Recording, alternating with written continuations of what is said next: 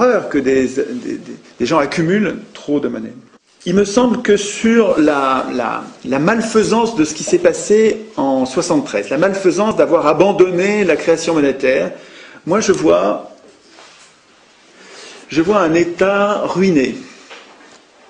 Ruiné. Donc l'État, il faut comprendre que les riches ont beaucoup à craindre d'un État fort, qu'ils ne contrôleraient pas.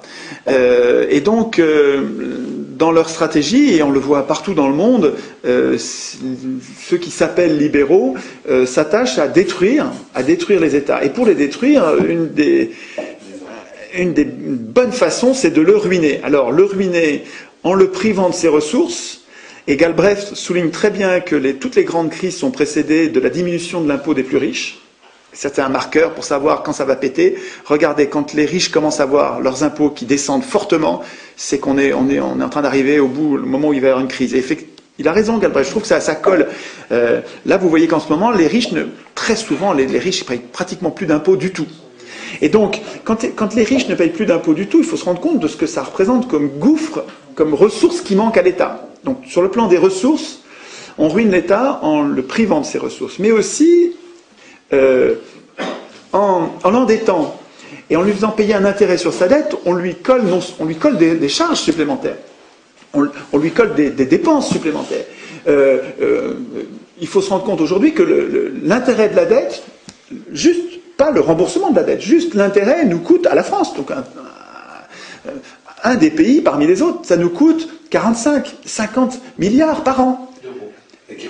Mais oui, d'euros. C'est considérable. C'est 50 milliards juste pour une dette, j'insiste, pour une dette c'est juste l'intérêt non nécessaire. Une dette qui n'est pas nécessaire. Si l'État avait gardé surtout le droit de créer la monnaie dont il a besoin, le droit d'emprunter auprès de sa banque centrale, ce qui veut dire le droit de créer la monnaie dont il a besoin, il n'aurait pas besoin de payer ses intérêts. Or, le montant des déficits, André-Jacques Holbeck, qui a écrit un petit livre important pour comprendre, qui est simple, il est court, ce petit livre-là, il en a écrit un autre qui est bien aussi, La dette publique, une affaire rentable, et Argent, dette et banque. C'est André-Jacques Holbeck, deux bons petits bouquins qui vulgarisent bien, qui permettent de bien comprendre,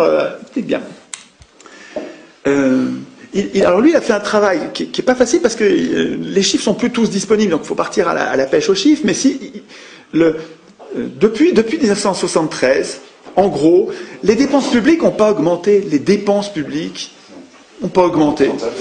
Sont en pourcentage à peu près les mêmes toujours. Et donc, mais qu'est-ce qui fait qu'on est de plus en plus endetté? Vous regardez, c'est le service de la dette. C'est-à-dire que le montant du déficit au début, en 73, la dette n'était pas importante et le service de la dette n'était pas important, mais le déficit n'était pas important. Et puis, année après année, le déficit, il correspond en gros mais c'est quand même étonnamment proche, c'est l'ordre de grandeur.